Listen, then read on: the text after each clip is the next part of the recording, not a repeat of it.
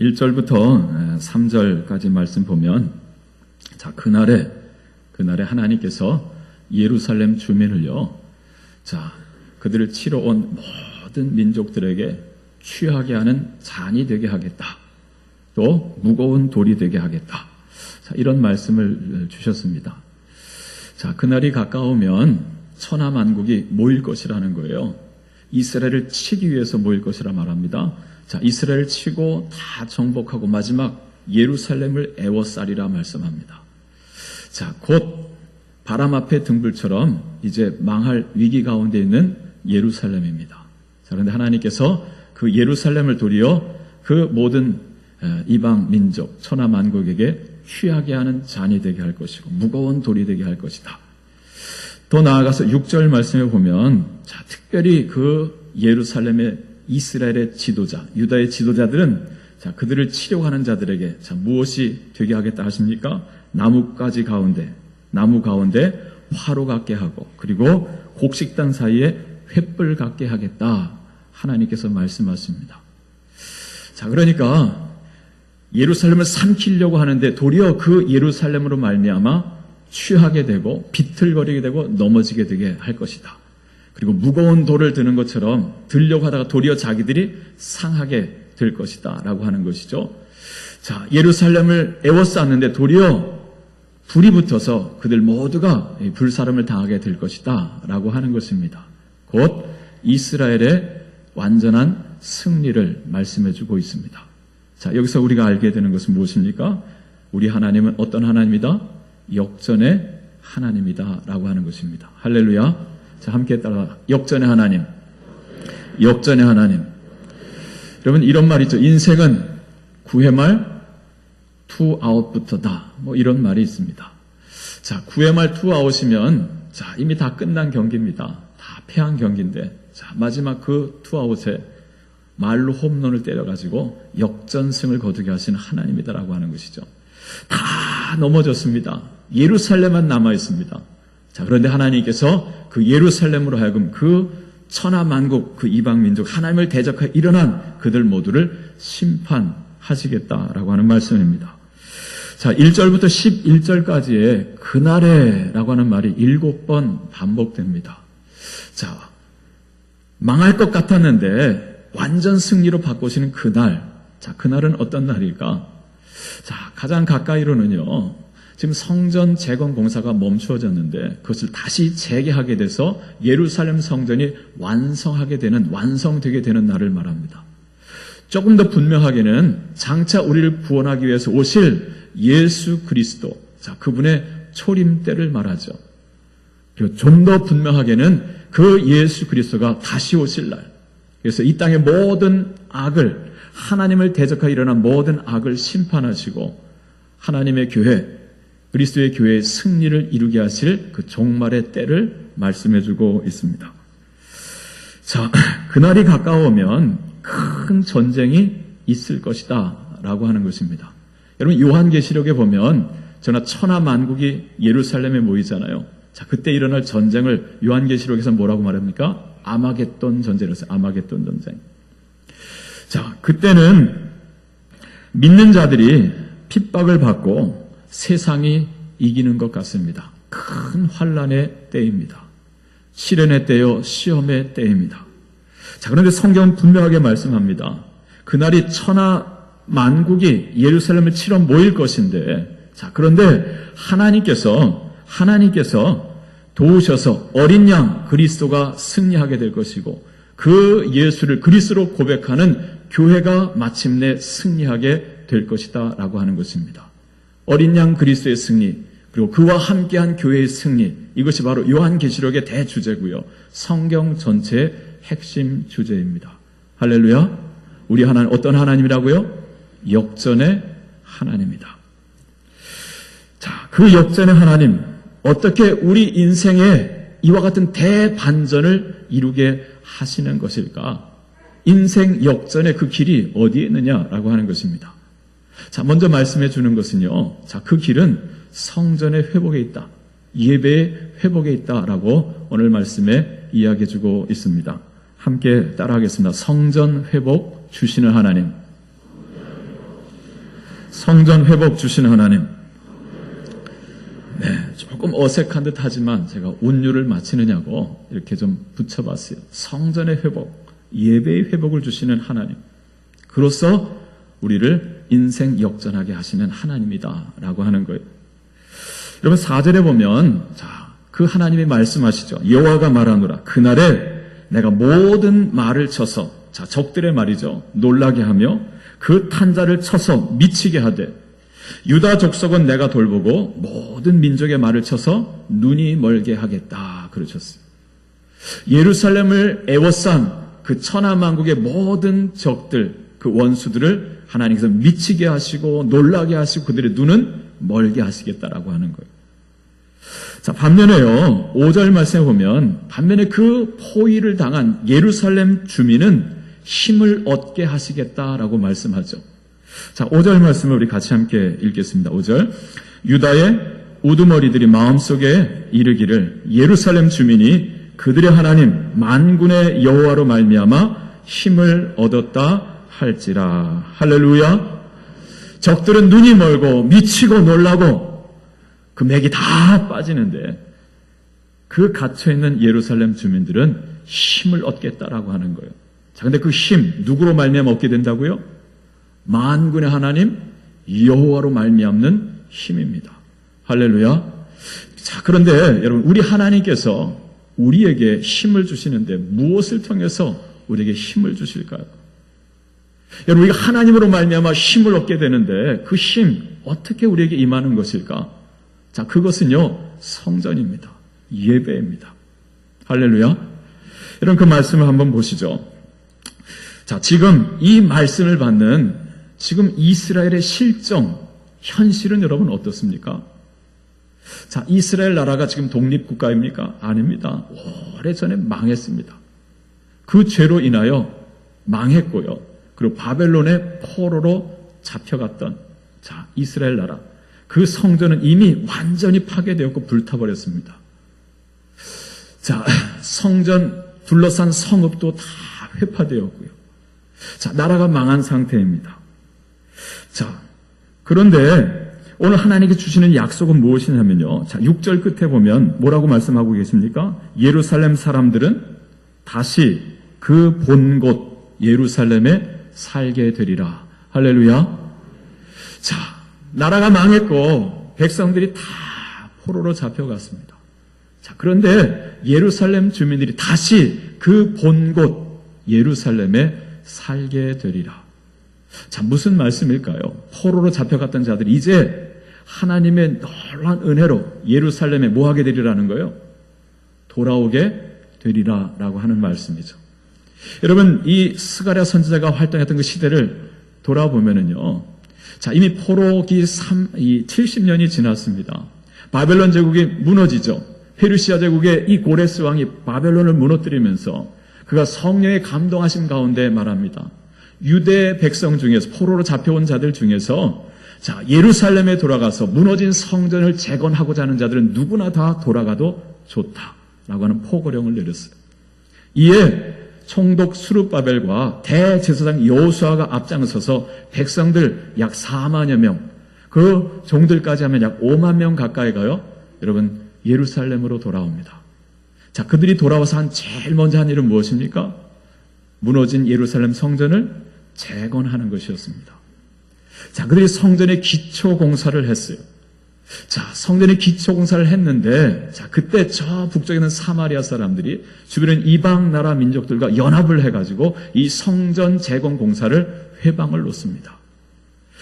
그들의 강력한 이 회방 때문에 결국 성전 재건 공사가 1년 만에 중단이 돼요. 기초만 놓고 위로 기둥도 벽도 올리지 못한 상태로 중단이 됩니다. 그리고 나서 16년 동안 흘러갑니다. 성전 공사가 방치된 채 16년이 흘러가는 그때에 하나님께서 이 스가랴 선지자를 통해서 다시 그 중단되었던 성전 재건 공사를 다시 시작하라 하게 하시는 거예요. 이것이 바로 스가랴서 전체의 말씀입니다. 그런데 오늘 말씀에 예루살렘 사람들은 다시 그 본 곳 예루살렘에 살게 되리라. 이 말씀은 이미 부분 성취되었습니다. 일부가 돌아왔고 앞으로 계속해서 돌아오게 될 거예요. 자, 그들이 성전 기초를 놓았는데요. 자, 여기 그 본곳 예루살렘 그랬어요.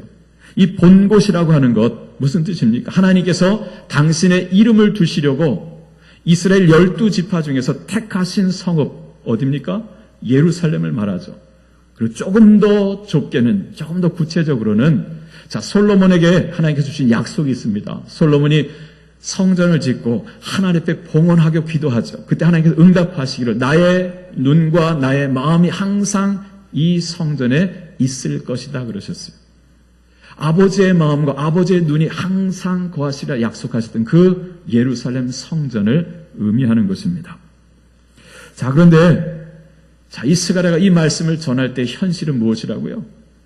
돌아왔습니다. 일부가 돌아왔습니다. 성전 재건 공사를 했는데 기초만 놓고 16년 동안 방치해놨어요. 성전은 아직 모양도 보이질 않습니다. 자, 그런데 하나님께서 주시는 또 한 가지의 약속이 있습니다. 자, 7절 말씀이죠. 자, 7절 말씀 우리 같이 함께 읽겠습니다. 여호와가 먼저 유다 장막을 구원하리니 이는 다윗의 집의 영광과 예루살렘 주민의 영광이 유다보다 더하지 못하게 하려 함이니라. 아멘. 할렐루야. 자, 이 말씀 해석하기가 조금 어렵습니다. 좀 애매한데요. 자, 이렇게 해석을 합니다. 자, 여호와가 먼저 유다 장막을 구원하겠다 하시겠다라고 말씀합니다. 자, 이 유다 장막 무엇을 의미할까? 저는 이것을 이스라엘 백성들이 장차 재개해서 완성시킬 예루살렘 성전을 의미하는 것으로 해석을 합니다. 지금은 기초만 되어 있고 방치되어 있는데 이걸 다시 재개해서 완성하게 될 자, 이스라엘 예루살렘 제2성전이죠.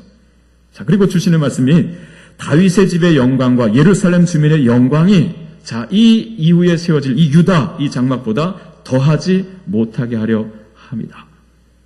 자, 이렇게 볼 때에 이 스가랴 선지자를 통해 주시는 말씀은요, 동시대에 쓰임받았던, 부름마다 쓰임받았던 학개 선지자의 말씀을 생각나게 합니다. 여러분, 학개도 같은 시대에 일어나서 이스라엘 백성들을 권면하면서 자, 중단된 성전 재건 공사를 다시 시작하십시오라고 말합니다. 자, 그러면서 주시는 말씀인데요. 학개서 2장 9절에 보면 이 성전의 나중 영광이 이전 영광보다 크리라 하셨습니다. 할렐루야. 이 예루살렘 성전의 나중 영광이 이전 영광보다 크리라. 여러분, 무슨 뜻일까요? 나중 영광은 무엇이고 이전 영광은 무엇일까요? 이 성전의 나중 영광이라고 하는 것은 장차 멈춰졌던 이 성전 재건 공사를 다시 시작해서 완성시킬 예루살렘 성전이 줄 영광을 말합니다. 자, 그럼 이전 영광은 무엇일까요? 오래전 다윗이 준비했고 솔로몬이 지었던 첫 예루살렘 성전의 영광을 말하죠. 자, 회복될 장차 세워질 이 유다 장막, 이 성전의 나중 영광이 이전 영광보다 크리라. 여러분, 무엇을 말씀하느냐면 이제 성전이 회복되어지고 예배를 회복함을 통해서 하나님께서 이스라엘 백성들에게 부어주실 그 은혜, 그 기쁨은요, 이전의 그 기쁨과는 가히 비교할 수 없는 것이다 라고 하는 것입니다. 할렐루야. 이것이 하나님께서 지금 성전 재건 공사를 다시 시작해야 될 이스라엘 백성들에게 주시는 약속의 말씀입니다. 여러분, 이후의 역사를 보면 자, 바로 그들이 성전 재건 공사 16년 만에 다시 재개합니다. 4년에 걸쳐서 성전 공사가 시작되었고요. 그리고 주전 516년 제2 예루살렘 성전이 완성됩니다. 그리고 잠시 후에 2차로 에스라가 백성들 이끌고 자, 바벨론으로 또 돌아옵니다. 또 조금 뒤에 느헤미야 총독이 또 백성들 이끌고 돌아와서 자, 느헤미야는 무슨 일을 하죠? 예루살렘 성벽을 다시 재건하고 성문을 다시 답니다. 자, 그리고 느헤미야 총독이요, 이스라엘 모든 백성들을 그 완성된 성전과 그 예루살렘 성 안으로 불러 모읍니다. 그리고 앞서 왔던 그 율법학자여 제사장이었던 에스라를 초청해서 성전 앞에 이 강단을 마련해 놓고 그 위에 에스라가 올라가서 하나님의 말씀을 선포하며 가르치게 합니다. 말씀 사경회를 연 거예요. 자, 온 이스라엘 백성들이 그날 하나님의 말씀을 듣고 예배하면서요, 그 성 안은요, 울음바다, 눈물바다가 됩니다. 그때 느헤미야 총독이 그 이스라엘 백성들에게 한 말이 있습니다. 오늘은 주의 성일이다라고 하는, 오늘 기쁜 날이다라고 하는 거예요. 울지 마십시오라고 말합니다. 그러면서 그가 하는 말이 뭐냐면, 여호와를 기뻐하는 것이 너희의 힘이니라. 할렐루야. 여러분, 너무너무 기뻐서 오랫동안 방치되었던 성전 다시 재건하고 폐허해졌던 예배를 그 성전 앞에서, 그 성읍 안에서 온 백성이 함께 예배하면서 말씀을 들으면서 눈물바다를 이뤘는데요. 그 기쁨의 눈물바다죠. 여호와를 기뻐하는 것이 너희의 힘이니라. 여러분, 무엇을 보여줍니까? 우리 성도의 힘, 우리 그리스도인의 능력, 여러분, 그것은 어디에서 나오는 것입니까? 그것은 바로 예배에서 나온다라고 하는 거예요. 할렐루야. 그것도 회복된 성전, 하나님의 은혜로 회복된 성전. 자, 거기서 마음을 다하여, 우리의 진심을 다하여 드리는 그 예배를 통해서 성도는 힘을 얻는다라고 하는 것입니다. 오늘 말씀하자는 예루살렘 주민이 그들의 하나님 만군의 여호와로 말미암아 힘을 얻었다 할지라. 할렐루야. 사랑하는 교회 여러분, 인생 역전을 꿈꾸십니까? 그렇다고 한다면 여러분 삶의 성전을 회복하시기를 바랍니다. 여러분의 삶의 예배를 회복하시기를 바랍니다. 그때 만군의 여호와로 말미암아 세상이 알 수도 없고 줄 수도 없고 빼앗을 수도 없는 오직 하나님만이 줄 수 있는 그 은혜, 그 힘을 우리가 공급받게 되는 것. 그 힘으로 우리 인생의 역전을 이루는 줄로 믿습니다. 여러분, 성경의 그 위대한 인물들 보십시오. 다 성전을 가까이 했던 자들이에요. 예배를 정말 소중히 했던 자들이죠. 지난 2000년 기독교 역사에 한 획을 그었던 인물들을 보십시오. 하나같이 공통점이 무엇입니까? 성소를 가까이 하고 예배를 생명처럼 여겼던 사람들입니다. 출애굽기 33장에 보면 모세, 출애굽의 지도자죠. 아직 성막을 짓기 이전입니다. 그래서 그는 이 이스라엘 진 바깥에 장막을 만들고 그것을 이름하여 회막이라 그랬어요. 하나님을 만나는 장막이다라고 하는 것이죠. 그래서 모세는 틈만 나면 그 회막에 나아가서 하나님을 예배했습니다. 자, 모세가 회막에 나아가서 하나님을 예배하고 돌아올 때 눈의 아들, 자, 그의 수종자 눈의 아들 여호수아는 그 회막을 떠나지 아니하니라 그랬어요. 모세도 위대했고 여호수아도 위대했죠. 성소를 가까이 했고, 그리고 성소 하나님 예배하기를 정말 귀하게 생명처럼 여겼던 종들을 통해서 하나님은 당신의 역사를 쓰셨던 것입니다. 이런 다윗은 어떻습니까? 그가 사울왕에 쫓기면서 예루살렘에 나아갈 수 없는 그 상황 속에서 그는 유대 광야에서 그의 머무는 그 모든 광야를요, 거기서 무릎을 꿇고 손을 들어 하나님을 향해 예배하고 기도하면서 그 자리를 성소로 만들었습니다. 시편 63편에 보면 그가 유대 광야에 있을 때 그것을 성소로 삼아서 하나님을 찾고 구했던 것을 보게 돼요. 그리고 장차 모든 환난을 하나님께서 거두시고 그를 이스라엘 왕으로 세웠을 때 그는 아직 수복하지 못한 예루살렘을 회복하고 그곳에 다윗의 장막을 세우면서 여호와의 법궤를 옮겨오죠. 그리고 기뻐하며 하나님을 예배합니다. 그것도 부족해서 주님을 위해 내가 어떻게 성전을 지을 수 있을까 고민하고, 자, 아들을 위해서 모든 준비를 다 마칩니다. 솔로몬이 그곳에 성전을 짓습니다. 여러분, 이 예루살렘 성전이 무너지고 나라가 망해서 저 바벨론 포로로 잡혀갔던 다니엘은 어떻습니까?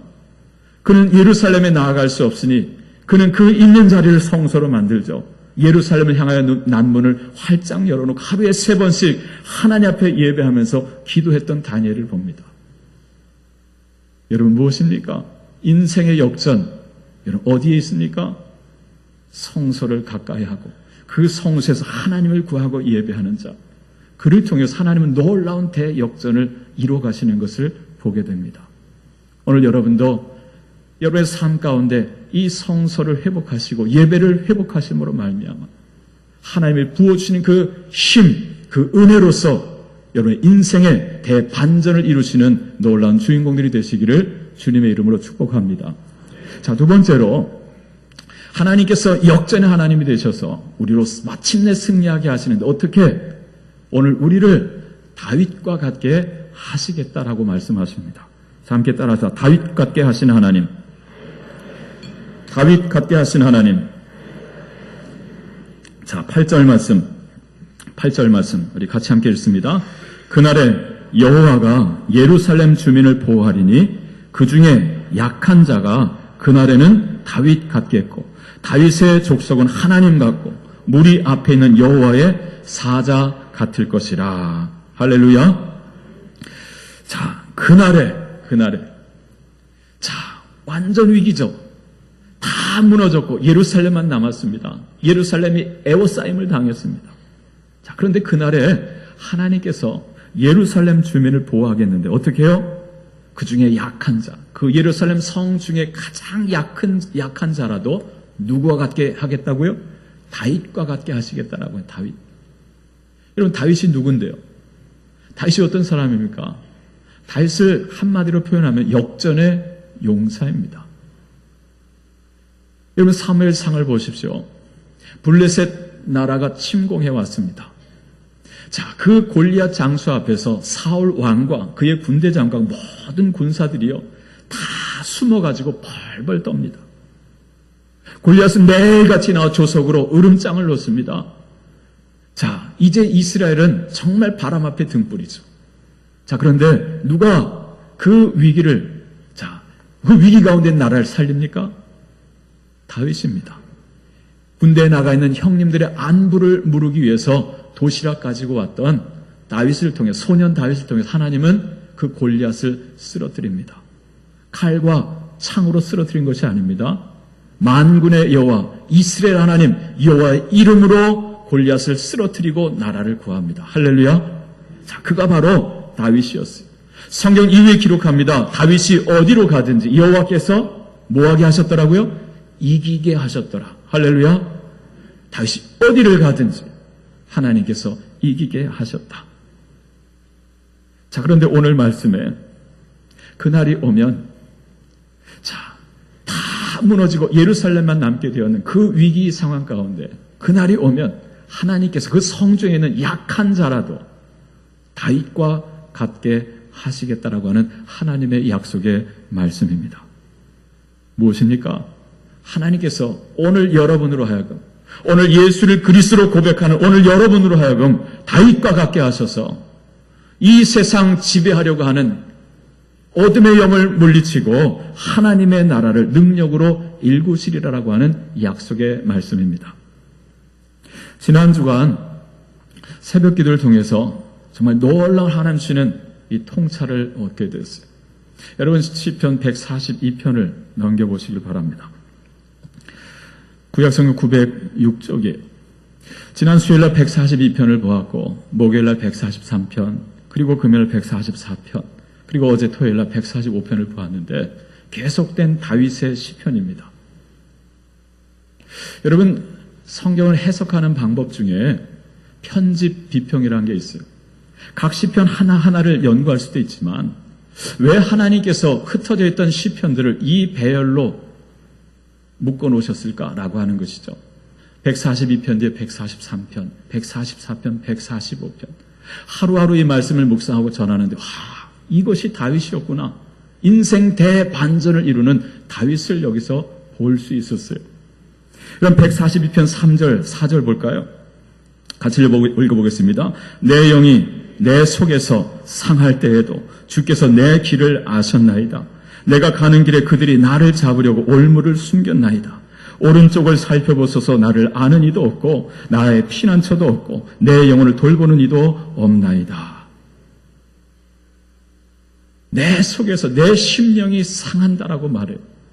여러분, 143편 4절도 보세요. 그러므로 내 심령이 속에서 상하면 내 마음이 내 속에서 참담하니이다 그랬어요. 왜 다윗이 이런 지경에 빠지게 됐습니까? 그는 나라를 위해서 골리앗을 쓰러뜨려 나가는 전장마다 다 승리했습니다. 그런데 결과는 지금 이거예요. 좌우 앞뒤를 둘러봐도요, 아무도 없어요. 다 등을 돌렸어요. 사울의 죽인 자는 천천히, 다윗은 만만이로다 하면서 환호성을, 박수갈채를 보냈던 그 모든 백성은 다 등을 돌렸습니다.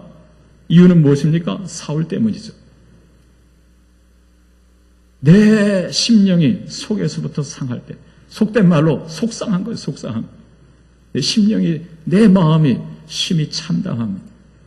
자, 그런데 142편은요, 그 상황 가운데서 다윗이 드린 놀라운 신앙의 고백입니다. 아무도 없는데 그때 드렸던 그 다윗의 고백 무엇입니까? 주께서 내 길을 아십니다. 할렐루야. 나도 이해할 수 없어요. 왜 내게 이러한 지경이 펼쳐지는지 알 수 없어요. 나는 알 수 없지만 그러나 주님께서는 나의 길을 아십니다. 이것이 다윗의 놀라운 신앙 고백입니다. 그리고 인내하고 또 인내하고 기다리는 것. 자, 143편은요, 그 동일한 상황 가운데 다윗이 드렸던 기도입니다. 주께서 내 길을 아십니다 하면서 그가 드렸던 기도는 무엇입니까? 여러분 7절 말씀 보세요. 6절 말씀 보면 주를 향하여 손을 펴고 내 영혼이 무엇과 같이?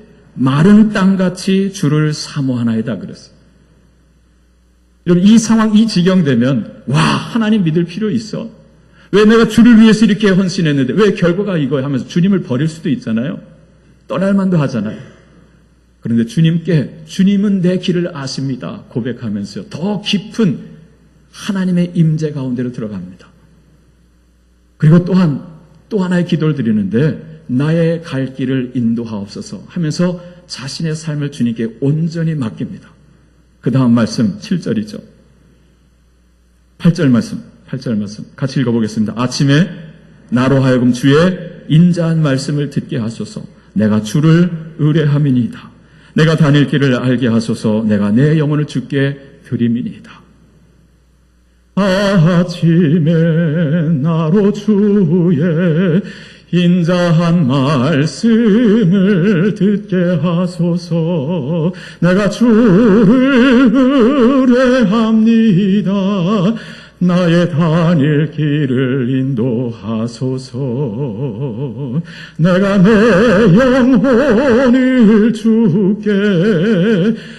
영혼을 주께 드립니다. 할렐루야. 내 심령이 상할 때 충분히 주님을 원망하고 버릴 수 있는 그 상황 속에서 주님은 내 길을 아십니다 고백하면서요, 더 깊은 은혜, 임재의 자리로 나아가면서 하나님 어디로 가야 합니까? 곳곳에 나를 파놓은 함정이 있고 올무가 있는데 주님 내가 어디로 발을 내디뎌야 합니까?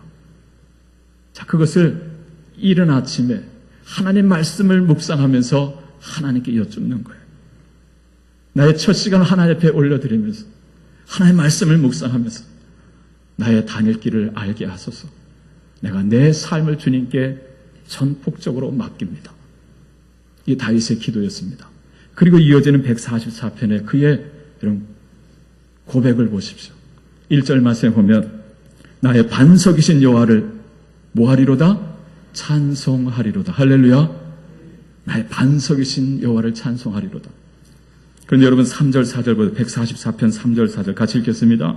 여호와여, 사람이 무엇이기에 주께서 그를 알아주시며 인생이 무엇이기에 그를 생각하시나이까. 사람은 헛것 같고 그의 날은 지나가는 그림자 같으니이다. 우리 인생은 헛것 같다.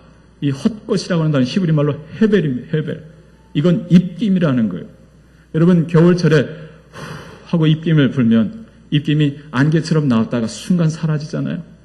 우리 인간이라는 존재는요, 입김과 같다는 거예요. 존재하는 듯 하다가 사라지는 정말 순간의 존재, 유한한 존재, 그리고 지나가는 그림자 같다라고 말합니다. 그런데 하나님, 제가 무엇이기에 주님께서 저를 이렇게 알아주시며 저를 생각해 주시는 것입니까? 하면서 하나님 앞에 감사의 찬송을 올려드려요. 나는 그림자와 같고 나는 입김과 같은 존재이지만 여호와 하나님은 반석이신, 나의 반석이신 하나님을 고백합니다. 그 하나님께서 어떻게 하십니까? 손을 뻗어서 나를 붙드시고 건져주신다 그래요. 여러분 7절 말씀에 위에서부터 주의 손을 펴사 나를 큰 물과 이방인의 손에서 구하여 건지소서. 그리고 1절 말씀에 또 말합니다. 그가 내 손을 가르쳐 싸우게 하시며 손가락을 가르쳐 전쟁하게 하시는 듯다. 여러분 나중에 집에 가셔서 이 144편과 시편 18편 말씀 읽어보세요. 시편 18편 말씀의 축소판이 144편. 고난 가운데 기도하고 부르짖을 때 나의 힘이 되신 여호와께서 저 위에서 손을 뻗으셔서 나를 붙드시고 건져주셨나이다. 다윗이 고백해요. 이유도 말합니다. 그들이 나보다 힘이 세기 때문이다 그래요. 그들이 큰 물같이 나를 삼키려고 하는 그 상황 속에서 하나님 너무너무 급하셔서 하나님이 콧김을 휙휙 대시며 나와서 손을 뻗어 나를 붙드십니다. 그리고 일단 건지시고 보는 거예요. 그리고 18편에 고백하는 게 뭐냐면 주께서 주의 권능으로 주의 능력으로 내게 띠띠우사 나로 저들을 향해 싸우며 나아가게 하셨다 그래요. 일단 빼내시고 그리고 권능으로 우리를 띠띠우십니다. 오늘 여기 표현대로 한다면 내 손을 가르쳐 싸우게 하시고 내 손을 가르쳐 손가락을 전쟁하게 하시는도다. 시편 18편에 보면 내가 이제 주를 의뢰하고 적진을 향하여 달리며 내가 주님을 의지하고 담을 뛰어넘나이다라고 말합니다. 급한 대로 끄집어내셔서 하나님께서 힘을 키워주시고 무엇입니까? 성전의 예배자 힘으로 띠를 띄워주시고 그리고 이제 그 전쟁에 나가 싸우게 하시는 거예요. 그래서 그 다윗 앞에서 적들이 등을 돌리고 도망갑니다. 이게 시편 18편의 내용이에요. 그래서 나의 힘이 되신 여호와 내가 주님을 사랑합니다 고백하잖아요. 오늘 다윗이 그 하나님을 찬양하고 있는 거예요. 자, 그러면서 이어지는 12절부터 15절에 보면은요, 놀라운 하나님의 회복을 말씀해 주죠. 집 안을 바라봐도 들판을 바라봐도 하나님의 은혜예요. 우리 아들들은 어리다가 장성한 나무들과 같고 우리의 딸들은 궁전의 식양대로 아름답게 다듬은 모퉁이 돌과 같고 들판을 보니 호곡 백가가 무르익고 양들과 수소들은 온통 가득하고 수소들이 곡식을 실어 오는데 가득 실었고 말이죠. 그 다음에 나아가서 우리를 침노하는 일이나 우리가 나아가 막는 일이 없으며 더 이상 전쟁이 없습니다. 하나님의 놀라운 평화죠. 여호와 하나님을 자기의 하나님으로 삼는 자는 이와 같이 복되도다 고백합니다. 할렐루야.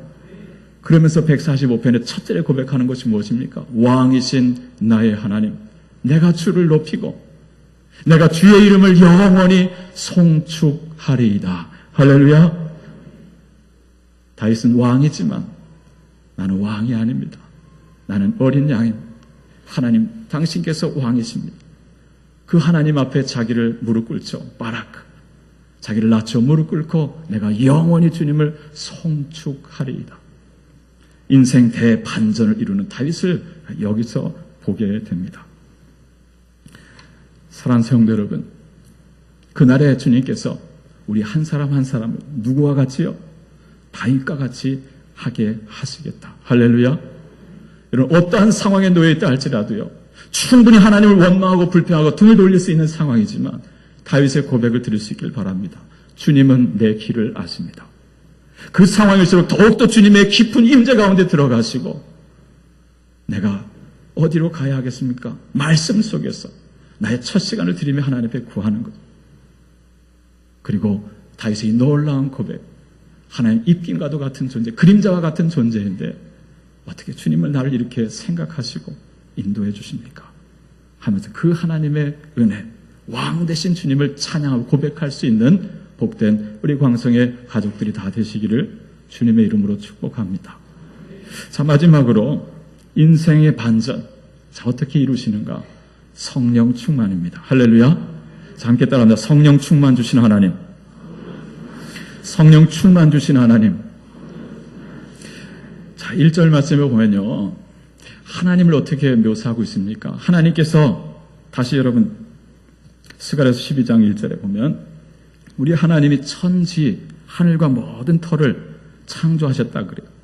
그 다음에 우리 사람 안에 무엇을 지으셨다 그럽니까? 심령을 지으시니라 그랬습니다. 우리 안에 심령을 지으시니 우리 안에 영을 불어넣으신 하나님. 자, 근데 그 하나님께서 10절에서 주시는 약속의 말씀이 있습니다. 자, 10절 말씀을 같이 읽겠습니다. 10절. 12장 10절입니다. 시작. 내가 다윗의 집과 예루살렘 주민에게 은총과 간구하는 심령을 부어주리니 그들이 그 찌른 바 그를 바라보고 그를 위하여 애통하기를 독자를 위하여 애통하듯 하며 그를 위하여 통곡하기를 장자를 위하여 통곡하듯 하리로다. 아멘. 할렐루야. 우리 안에 심령을 지으신 분께서 이제 장차 그날에 우리 안에 무엇을 부어주신다고요? 은총과 간구하는 심령을 부어주시겠다. 자, 동일하게 심령이라고 표현돼서는 1절에서도 심령, 10절에서 심령. 히브리 말로도 동일한 단어 루아흐라고. 이건 숨결이란 뜻입니다. 바람이란 뜻이에요. 근데 이것이 또 다른 뜻도 있는데 성령, 하나님의 영이란 뜻도 있어요. 우리 성경 중에 표준 세번역 그리고 영어 성경 킹제임스 버전하고 NASB 성경을 보면요. 이 두 번째 10절에 나오는 이 영은 대문자 The Spirit으로 썼어요.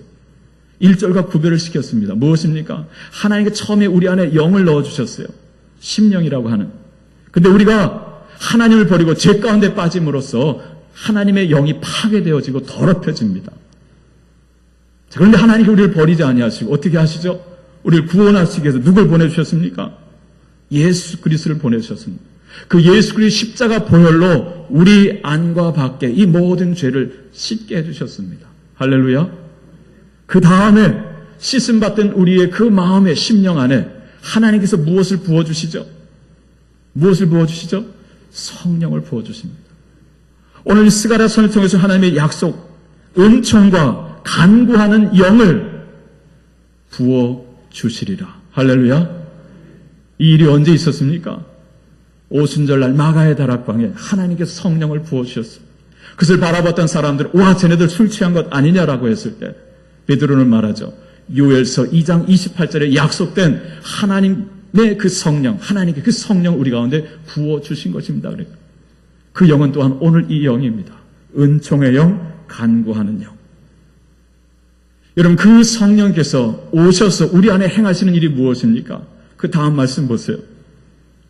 자, 이 영을 부어주리니 그들이 그 찌른 바 그를 바라보고 그를 위하여 애통하기를 독자를 위하여 애통하듯 할 것이다. 그들이, 그 영을 받은 그들이 그 찌른 바 그를 바라보고 그 찌른 바 여러분, 이 그분은 누구일까요? 누구이겠습니까? 예수 그리스도이죠. 그들은 그리스도를 기다리면서 그리스도를 알아보지 못했고요. 그리스도를 십자가에 못 박아 죽였습니다. 뒤늦게 성령의 임하심과 함께 그 사실을 깨닫고 우리가 하나님의 아들 그리스도를 십자가에 못 박아 죽였다라고 하는 그 사실을 기억하면서 그들이 통곡하는, 애통해하는데요. 독자를 위하여 애통해하듯 그들이 애통해할 것이다라고 하는 거예요. 무엇입니까? 통절한 회개입니다. 여러분, 인생의 대역전, 반전을 기대하십니까? 여러분, 회개 없이 인생의 반전은 없습니다. 그것도 보통의 회개가 아닙니다. 성령 안에서 내 죄가 하나님의 아들, 죄 없는 하나님의 아들을 십자가에 못 박았다라는 그 사실을 깨닫고 그 앞에 통절한 회개를 할 때 우리 인생의 반전은 시작되는 거예요. 할렐루야. 이것이 성령의 역사입니다. 오늘 하나님께서 이것을 우리에게 말씀해 주십니다.